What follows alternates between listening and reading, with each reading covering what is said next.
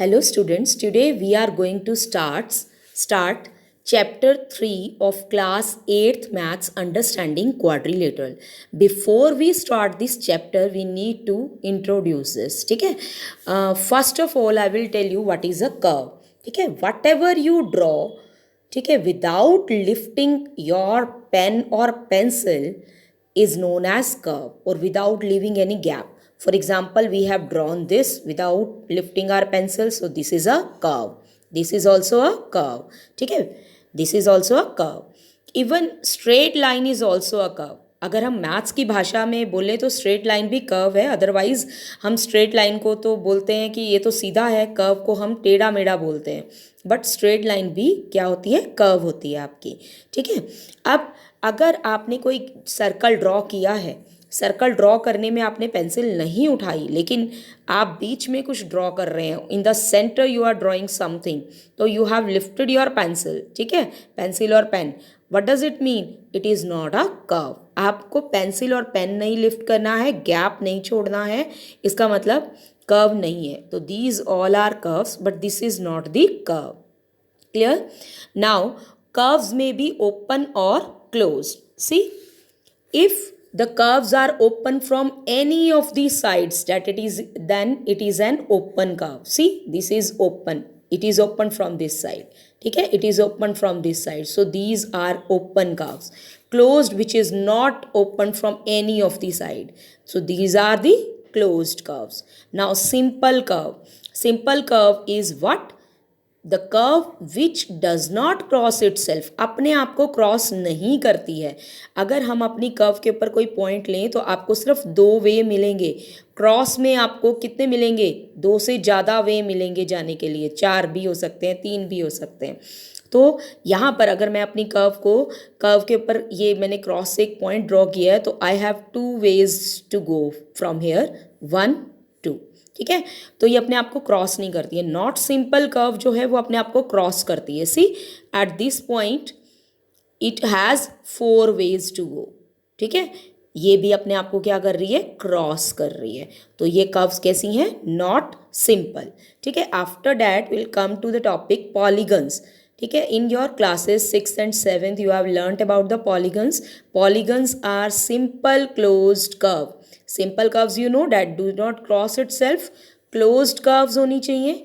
Simple closed curves made up of line segments only. ठीक है, तो 2 लाइन से तो आपका पॉसिबल नहीं है कि क्लोज्ड हो जाए, तो आपका 3 लाइन सेगमेंट से स्टार्ट होता है polygon, and 3 line segment polygon is known as triangle. ठीक है, इसी तरह से आपका जो 4 साइडेड पॉलीगन होता है ये अब क्लोज्ड है, सिंपल है. ठीक है, and it is made up of line segments only and it has 4 sides. So 4 sides वाले को बोलते हैं आप क्वाड्रिलेटरल. इसी तरह 5 साइड्स वाले को आप बोलते हो पेंटागन. 6 साइड्स वाले को बोलते हो आप हेक्सागन. ठीक है, 7 साइड्स हेप्टागन.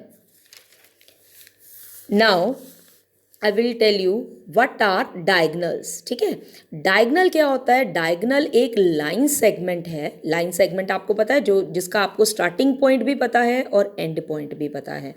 और वो लाइन सेगमेंट, लाइन बनाने के लिए आपको 2 पॉइंट्स को कनेक्ट करना पड़ता है. तो अब किस किस को कनेक्ट करती है ये?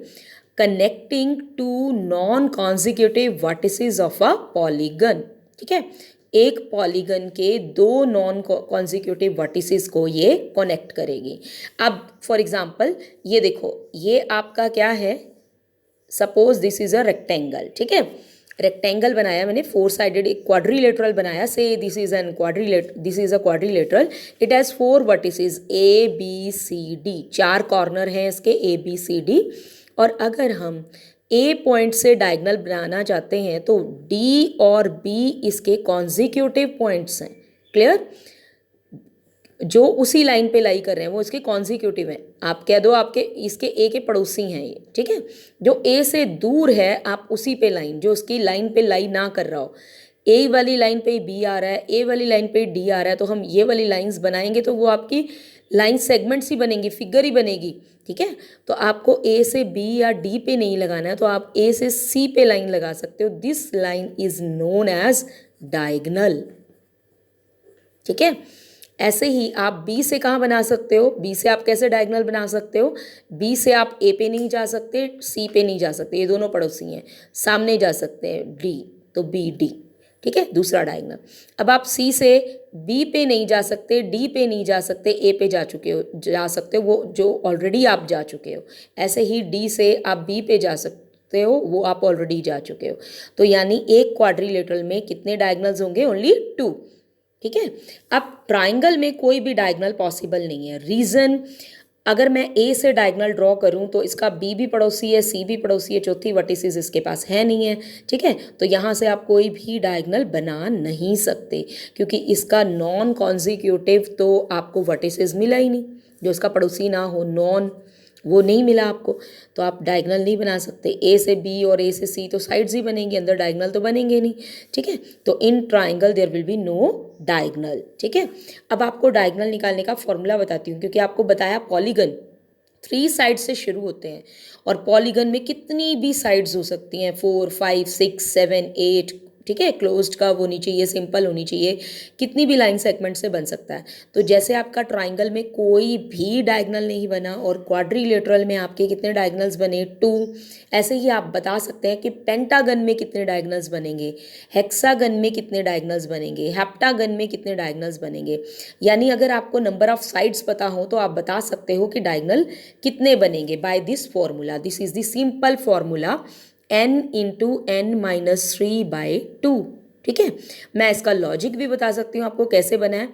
n जितनी साइड्स हैं, क्योंकि आप जब चेक कर रहे हो डायगोनल कहाँ से बनेगा, आप हर एक वर्टेक्स को चेक कर रहे हो, a से कहाँ कितने बनेंगे, b से कितने बनेंगे, c से कितने बनेंगे, d से कितने बनेंगे, ठीक है ना।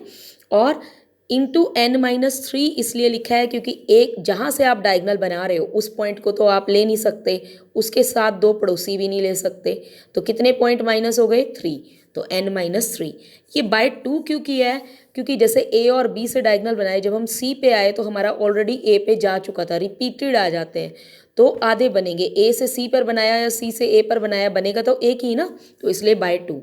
तो n into n-3/2, this formula you need to learn, ठीक है।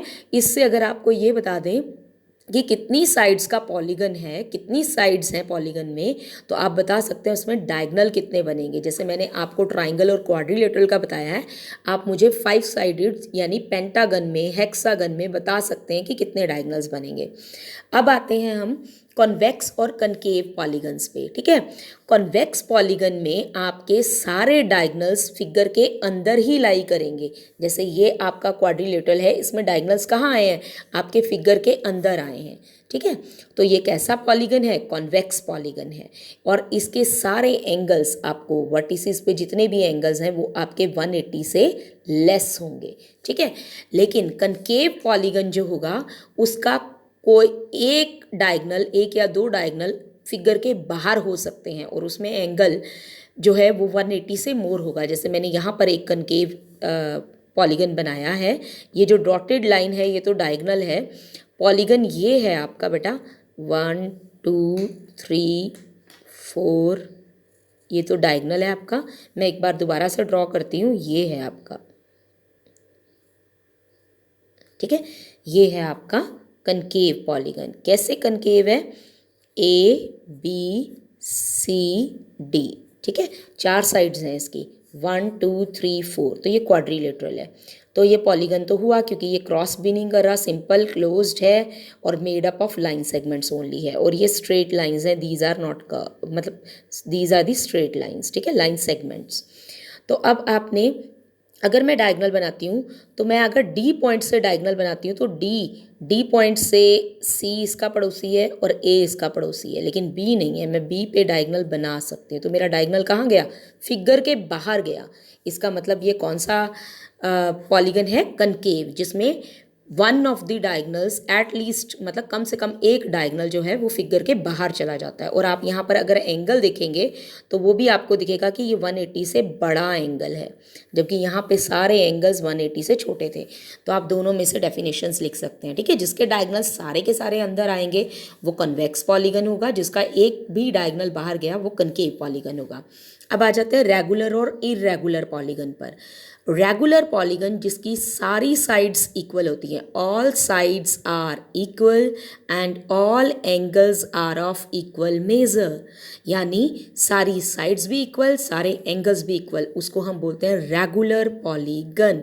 ठीक है, जैसे इक्विलेटरल ट्राइंगल, अगर हम 3 साइड्स के ट्राइंगल, वैसे तो ट्राइंगल्स बहुत सारी होती हैं, equilateral, isosceles, scalene, right angled, ठीक है, obtuse angle triangle, acute angle triangle, लेकिन उन सब में एंगल्स की मेजर अलग अलग होती है, साइड्स अलग अलग होती हैं। लेकिन अगर हम रेगुलर पॉलीगन की बात करें तो उसमें हम ट्राइंगल में से इक्विलेटरल ट्राइंगल ले सकते हैं, because its all sides are equal and each angle is of 60 degree.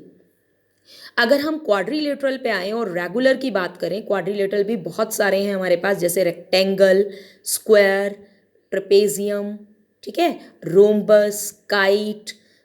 तो अगर इनमें से बात करें तो सब में साइड्स डिफरेंट है, बट एक स्क्वायर है जिसमें ऑल साइड्स भी इक्वल हैं और ईच एंगल भी 90 डिग्री है, तो हम इसको कह सकते हैं रेगुलर पॉलीगन ऑफ 4 साइड्स। तो रेगुलर पॉलीगन ऑफ 4 साइड्स क्या है? स्क्वायर। और रेगुलर पॉलीगन ऑफ 3 साइड्स क्या है? Equilateral triangle.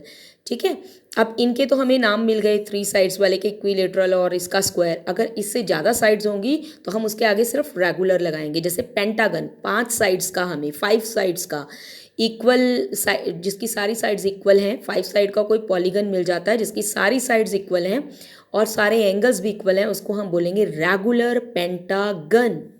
ठीक है, ओके। और इरेगुलर जिसके कोई भी साइड और एंगल डिफरेंट होंगे तो हम उसको इरेगुलर में काउंट करेंगे। अब है एंगल सम प्रॉपर्टी। ठीक है, अब तक आपने 7th क्लास तक ये पढ़ा है कि आपके जो ट्राइंगल है उसकी 3 साइड्स होती हैं। ये तो आपको पता है कि जितनी साइड्स होंगी उतने ही एंगल्स होंगे इंटीरियर में। ठीक है, तो आपके इंटीरियर में कितने एंगल्स होंगे? 3 एंगल्स होंगे। तो अगर आपके 3 एंगल्स का सम कितना होता है? 180 डिग्री, ये आपको पता है। अभी तक हम सिर्फ ट्राइंगल पढ़ रहे थे, अब हम पॉलीगन्स की बात कर रहे हैं, उसमें कितनी भी साइड्स आ सकती हैं। तो अगर हम 4 साइड्स वाले फिगर की बात करें, यानी क्वाड्रिलेटरल की बात करें, तो उसमें 4 एंगल्स हैं, 4 एंगल्स का सम भी क्या 180 होता है। तो अब हम ये करेंगे। इसी तरह से पेंटागन, उसमें 5 एंगल्स होंगे, 5 साइड्स हैं तो, ठीक है, 1 2 3 4 5। तो इनका सम क्या होगा 5 एंगल्स का? तो हर एक फिगर में इंटीरियर एंगल्स का सम कुछ अलग होगा। जैसे ट्राइंगल में तीनों एंगल्स का सम होता है 180 डिग्री, क्वाड्रिलेटरल में क्या होगा? इसके लिए एक सिंपल फॉर्मूला आपको लर्न करना है, n-2 इंटू 180।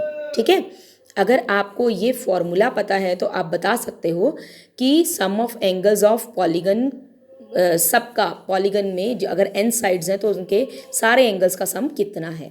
यहाँ पर n जो है वो number of sides of the polygon है। अगर आप चेक करें तो आप देखो n को अगर आप 3 रखते हो, आप सबको पता है ट्राइंगल के तीनों एंगल्स का सम कितना होता है? 180। तो अगर आप n की जगह 3 रखते हो तो 3 - 2 1 आ गया, 1 इंटू 180 180 डिग्री। तो तीनों एंगल्स का सम कितना होता है? 180 डिग्री। इसी तरह से आप क्वाड्रिलेटरल में भी निकाल सकते हैं। क्वाड्रिलेटरल के कितनी साइड्स हैं? 4। तो 4 - 2 इंटू 180, यानी 2 इंटू 180 360 डिग्री। इसका मतलब क्वाड्रिलेटरल के सारे एंगल्स का सम 180 नहीं होगा, कितना होगा? 360। इसी तरह से आप पेंटागन का भी निकाल सकते हैं, 5 साइड्स, तो यहाँ पे n की जगह 5 रख के। ठीक है, तो आप इसके अकॉर्डिंग इंटीरियर एंगल सम निकाल सकते हैं। अभी तक हम बात कर रहे थे अंदर वाले एंगल्स के सम के इक्वल, और अब हम बात करेंगे बाहर वाले एंगल्स के सम के इक्वल। बाहर एंगल कैसे बनते हैं? जैसे देखो ये ट्राइंगल है, ठीक है, अगर मैं किसी साइड को,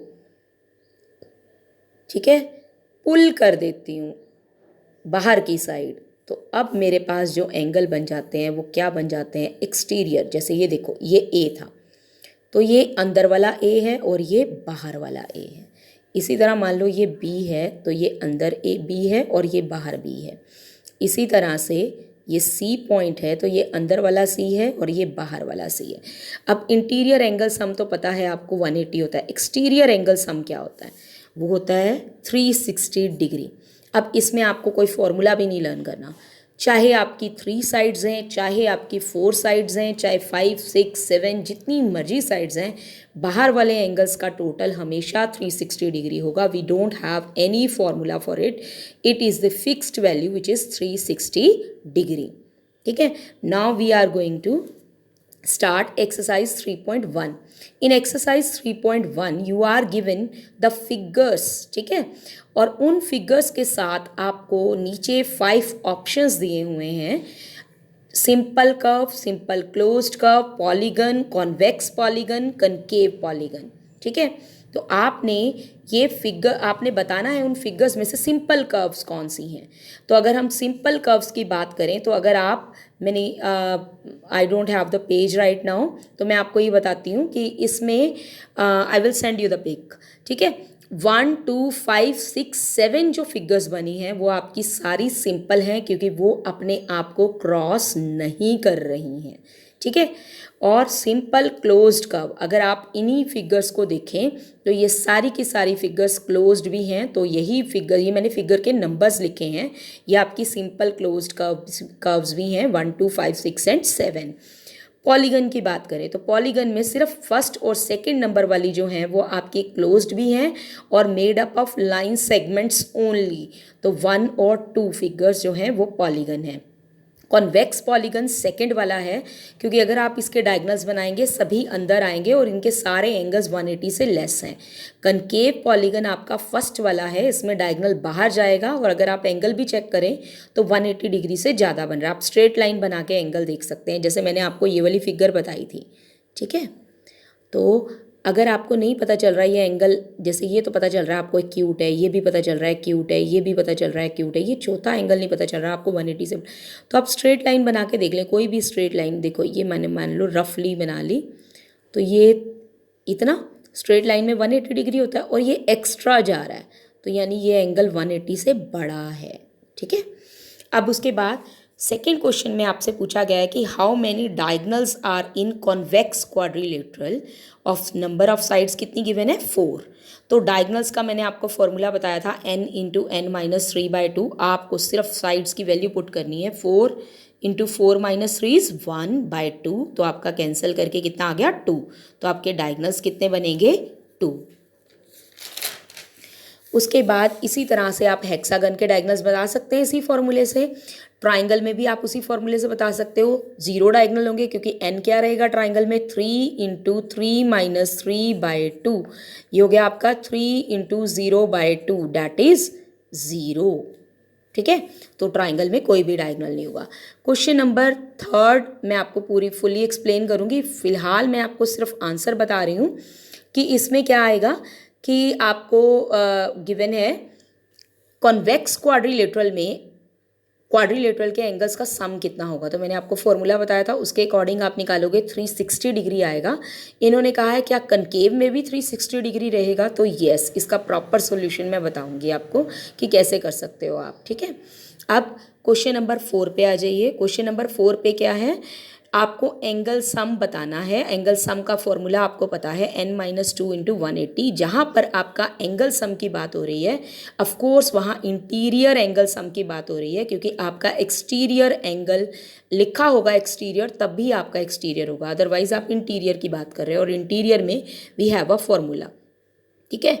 till now we have done 2 formulas, one is for the diagonals and another is for the internal angle sum। तो आपको n7 गिवन है, 8 गिवन है, 10 गिवन है सी पार्ट में, तो आपने सिंपली n की वैल्यूज़ को पुट करके एंगल निकालना है। जैसे मैंने ए पार्ट में आपको निकाल के भी दिखाया हुआ है, n की वैल्यू मैंने 7 पुट की हुई है, 7 माइनस 2, ठीक है, इंटू 180, 5 इंटू 180 डैट इज़ 900। तो फर्स्ट ए पार्ट का आपका आंसर आएगा 900, ठीक है। इसी तरह आप बाकी पार्ट्स कर सकते हैं। और डी पार्ट में आपको कहा है n साइड्स, तो n साइड्स को मैं n को n ही रहने दोगे तो सेम फॉर्मूला आप लिखोगे। उसके बाद क्वेश्चन नंबर 5 पे आओ।